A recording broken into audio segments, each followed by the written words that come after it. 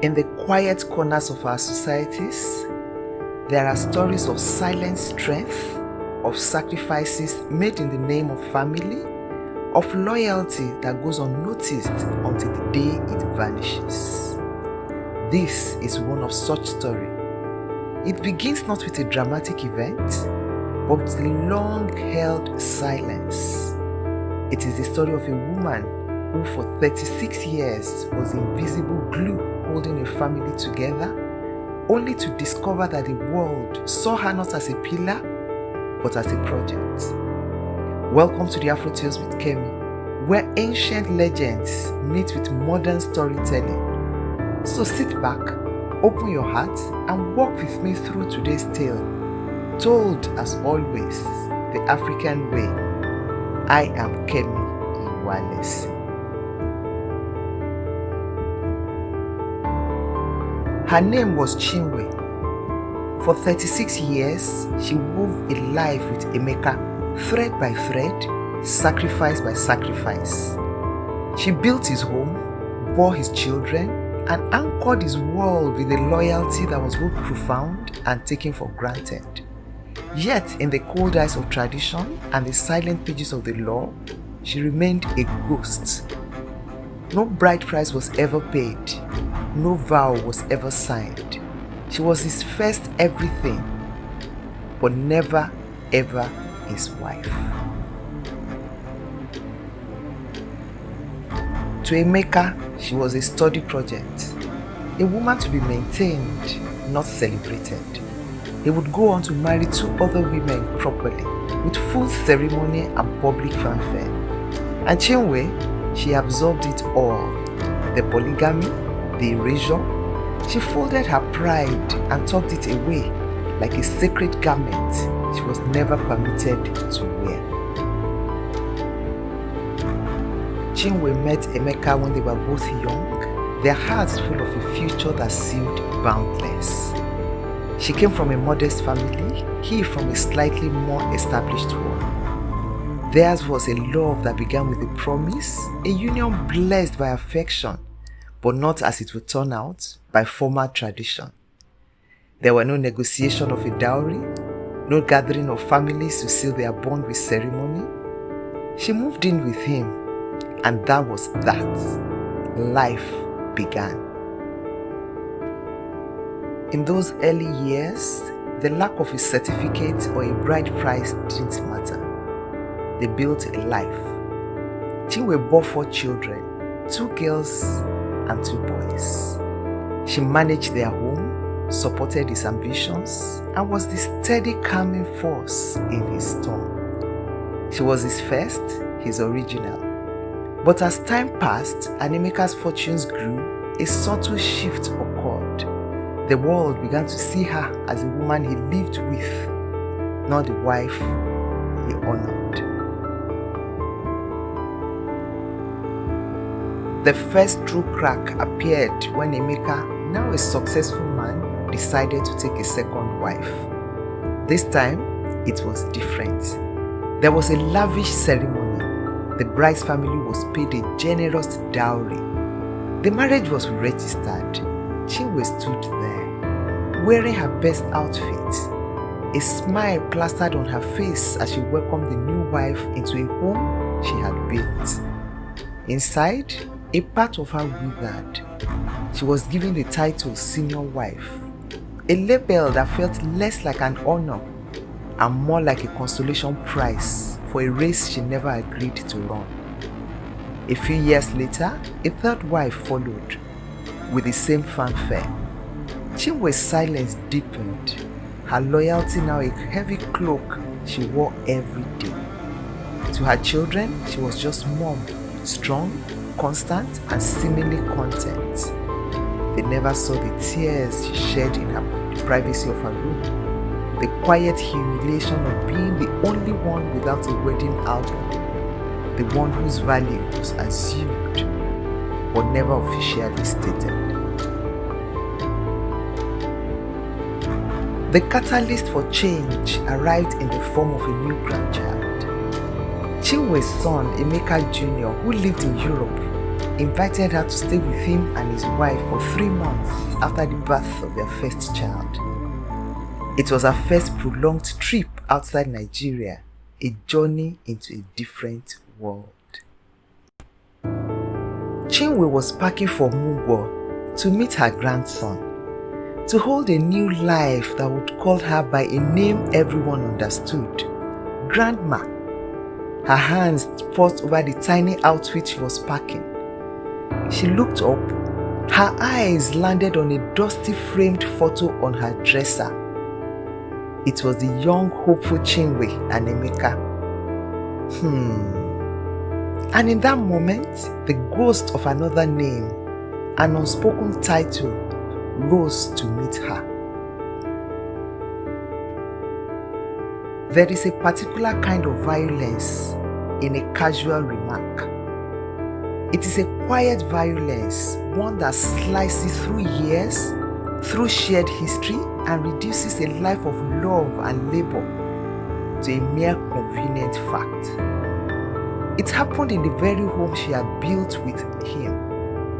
A guest, all smiles, gestured toward her and said, "And this is Chinwe, the woman Emeka lives with." And Emeka heard it. He stood right there and he said nothing. Instead, he laughed. That same hearty, dismissive laugh that had been his answer for years.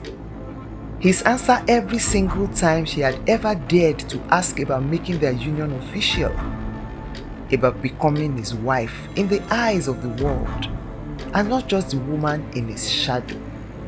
In that moment, the laughter was not just a sound, it was an agreement. It was the final silent seal on her erasure. The woman he lives with. The words did not just hang in the air. They settled on her skin, cold and heavy. After 4 children, after nursing his ambitions, after being the calm in every one of his storms, she was not his wife. She was not his partner.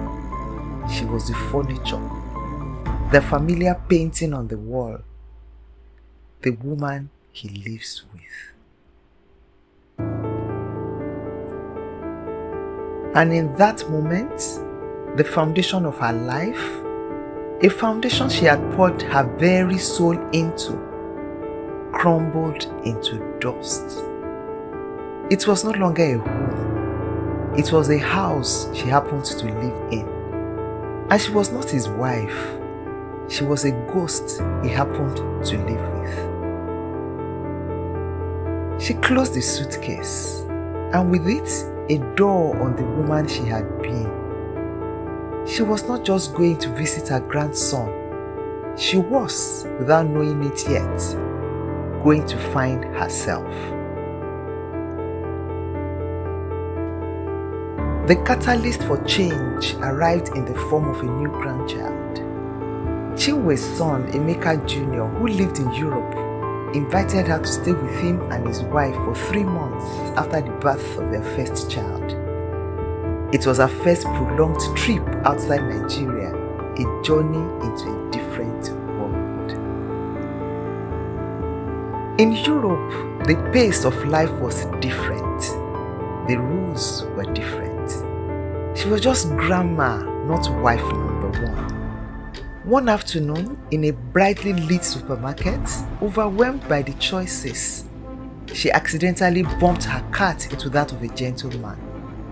Instead of annoyance, he offered a warm, understanding smile. His name was Chike, a retired CEO, a widower who carried his loss with grace. He helped her find the item she was looking for. They spoke for a few minutes. He asked her about herself, and for the first time in years, someone listened to the answer.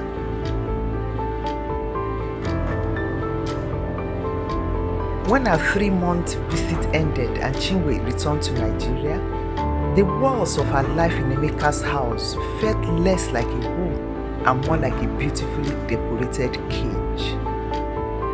The silence in her home was no longer a comfort. The walls seemed to whisper of a life half lived. The role of the silent pillar now felt like a costume she could no longer bear to wear. And so, she made a choice, not in anger, but in quiet clarity, a decision that would send silent shockwaves through the very foundation of her family.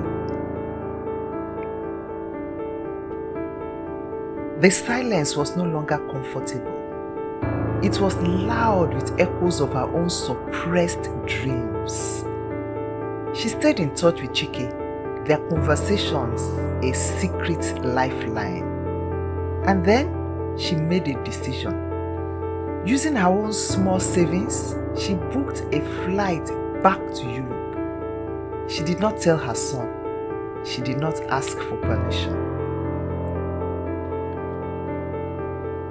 The phone call to her son, Emeka Jr., was brief and earth-shattering. "I am back," she said. His confusion was palpable. "How? Where are you? What's happening?" Her response was calm, final, and utterly terrifying for him. "It is no longer your concern. I just wanted you to know I am here to stay for a long time."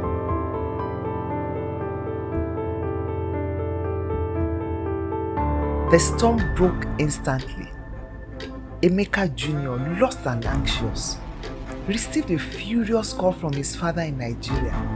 "Bring back my wife," Emeka demanded, his voice a thunderclap of entitlement. "She has disgraced his family." Trapped between his parents, Emeka Jr. did what he thought was his duty. He booked a flight to confront his mother in person. He found her not in a humble apartment, but in Chike's elegant, sunlit home. The confrontation was tense. "How could you do this to Dad? To us?" he pleaded, his voice cracking with a mix of anger and confusion. "You are tearing our family apart." Chinwe listened, her calm a stark contrast to his turmoil. And when he was done, she looked at her son, not with anger, but with a profound, weary pity. "You have come all this way to ask the wrong questions," she said. "But since you are here, you will see for yourself."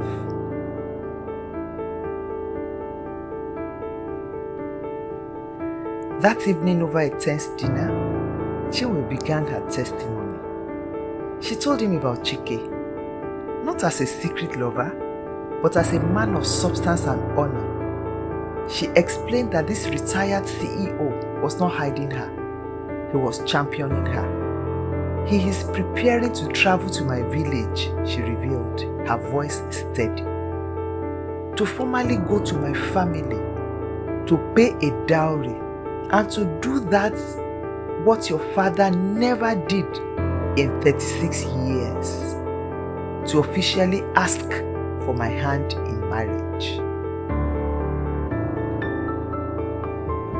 Emeka Jr. was speechless. The scale of this gesture, this intentional act of respect, was something he could not process. And then came the final staggering blow. "The trip to the village will be after our honeymoon," Chinwe said, a faint, unshakable smile on her lips. As if on cue, Chike entered the room, car keys in his hand. "The car to the airport is here, my love," he said gently. Stunned, Emeka Jr. could only watch as his mother, the woman he thought he knew, picked up her luggage. Elegant, new, a world away from her old life. She was just not leaving for a trip, she was departing for a honeymoon on a private jet, a world he could barely imagine. The bombshell was not just in her words, but in the radiant, unassailable truth of her new reality. To prove it, she directed him to her Instagram, an account he never knew she had. Mom, Instagram. There she was, a woman transformed, radiant, smiling, her head thrown back in laughter, standing next to Chike on a tarmac in a luxury hotel, living a life straight out of a film. For Emeka Jr., it was overwhelming. This was not the mother he knew. This was a stranger, vibrant and alive. He tried to persuade her, to talk sense into her. What about Dad? What about the family?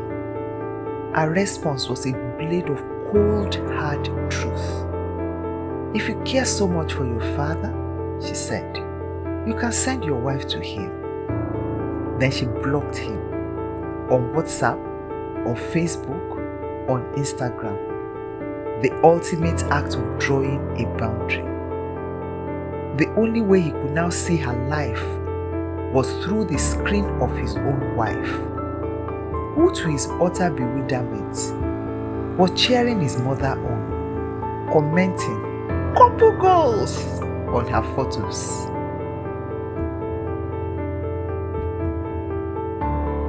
His siblings, when he called them, told him their mother was old enough to make her own choices, that it was her life. His wife echoed the same sentiment, telling him it was not his problem to solve.